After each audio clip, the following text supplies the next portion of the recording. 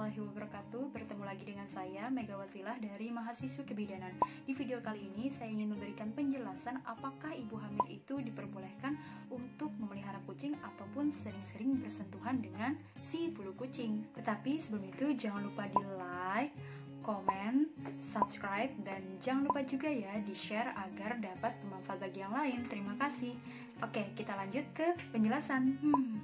Sering bersentuhan dengan kucing. Apakah ibu hamil itu diperbolehkan untuk sering-sering bersentuhan dengan kucing ataupun hewan-hewan berbulu lainnya? Kucing merupakan salah satu hewan yang sangat-sangat terpopuler di dunia. Kucing yang garis keturunannya itu tercatat secara resmi sebagai kucing terah atau galur murni seperti kucing Persia, Siam, Manx, dan juga Sphinx. Kucing seperti ini merupakan kucing yang secara resmi itu dipelihara di tempat-tempat yang resmi. Jumlah kucing ras yang merupakan 1% dari seluruh kucing yang ada di dunia. Sisanya adalah kucing yang berasal dari keturunan campuran seperti kucing liar ataupun kucing kampung. Di masyarakat kita, kucing merupakan salah satu hewan yang jinak dan yang pastinya menggemaskan. Selain itu, pemeliharaan kucing itu sangat bermanfaat bagi rumah-rumah yang memiliki, ya bisa dikatakan tikusnya itu bisa berkeliaran di mana-mana. Tetapi karena dengan adanya kucing, secara otomatis tikus yang ada kan jadi takut sama kucing. Akan tetapi yang menjadi masalah di sini adalah bulunya. Apakah bulu kucing itu benar-benar berbahaya bagi kesehatan? Menurut informasi kesehatan, bulu kucing dapat menyebabkan alergi, sesak napas, gatal-gatal, dan gangguan yang berhubungan dengan pernapasan atau asma. Oleh sebab itu, ibu hamil saat ini sebaiknya untuk jangan memelihara kucing ataupun sering-sering bersentuhan dengan bulunya, lebih-lebih kotorannya. Kenapa seperti itu? Sebab kucing itu kebanyakan mengidap yang namanya parasit toxoplasmosis. Toxoplasmosis ini merupakan protozoa yang apabila tertelan oleh anak-anak ataupun ibu hamil itu akan tertular dan juga menjalar ke bagian otak. Kondisi ini akan mengakibatkan radang otak ataupun ke arah kebutaan. Tetapi selain itu, toxoplasma ini juga akan mengakibatkan gangguan bagian reproduksi seperti kemandulan pada perempuan. Toxoplasmosis merupakan salah satu penyakit zoonosis. Nah, penyakit zoonosis ini diakibatkan karena adanya tertular dari hewan yang satu dengan manusia yang satu. Tentu perlu Anda ketahui bahwa tidak semua kucing yang dapat menimbulkan penyakit ini, tetapi hanya kucing-kucing tertentu saja yang dapat menjadi sumber penular si penyakit ini. Penyakit ini ditimbulkan karena adanya protozoa yang bersifat parasit dengan nama Toxoplasma gondii. Nah, Toxoplasma gondii ini bukan merupakan virus ya. Toxoplasma gondii ini ataupun protozoa ini itu akan berkembang biak di dalam usus kucing secara seksual sehingga menghasilkan telur dan akan keluar bersama tinja. Pada hewan lain selain kucing, Toxoplasma ini juga akan berkembang biak di dalam darah, kemudian di dalam air liur ataupun saliva,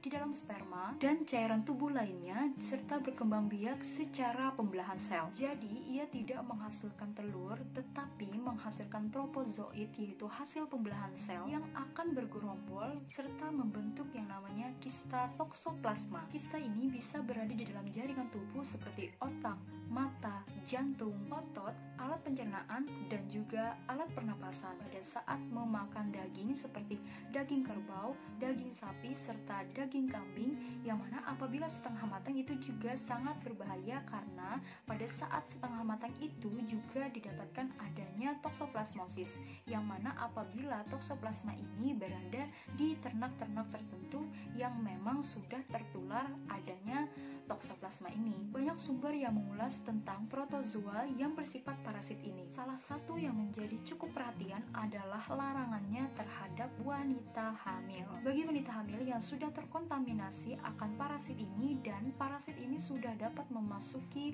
organ tubuh lainnya, secara otomatis juga dapat merusak janin yang ada di dalam tubuh wanita tersebut. Bahayanya bagi janin adalah dapat mengakibatkan kelahiran dini, keguguran, gangguan penglihatan hingga ke arah kebutaan, kemudian gangguan pendengaran, gangguan sistemik seperti pucat, demam, kemudian bisa terjadi adanya pembesaran hati dan limpa serta perdarahan.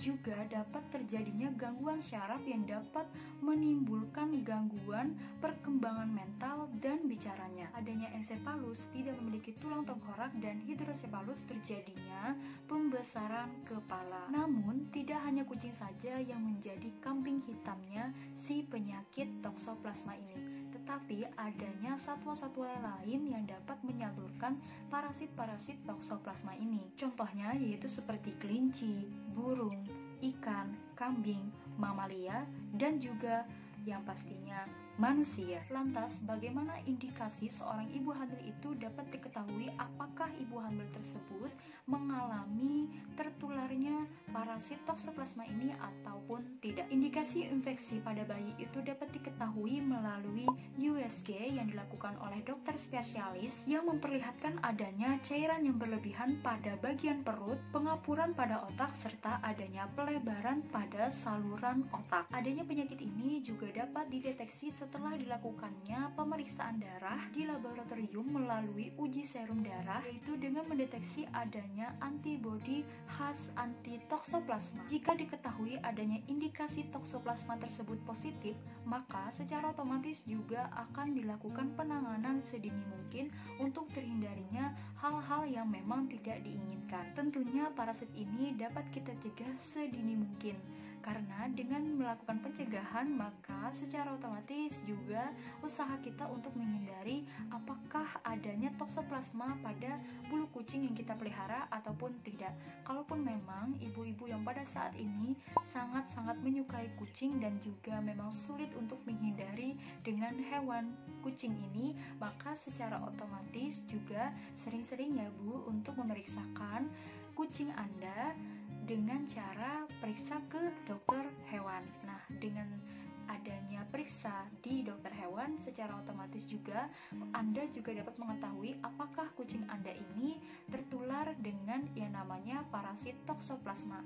Apabila tidak, ya alhamdulillah tidak apa-apa. Tetapi yang kita takutkan di sini apabila Anda sering-sering menyentuh bulu kucing ataupun memelihara kucing tetapi tidak diketahui apakah kucing ini memiliki parasit toksoplasma ataupun tidak. Oke, sedikit itu saja yang dapat saya jelaskan. Terima kasih sudah menonton sampai akhir. Jangan lupa di like, komen, subscribe, dan jangan lupa juga ya di share agar dapat bermanfaat bagi yang lain. Terima kasih. Wassalamualaikum warahmatullahi wabarakatuh.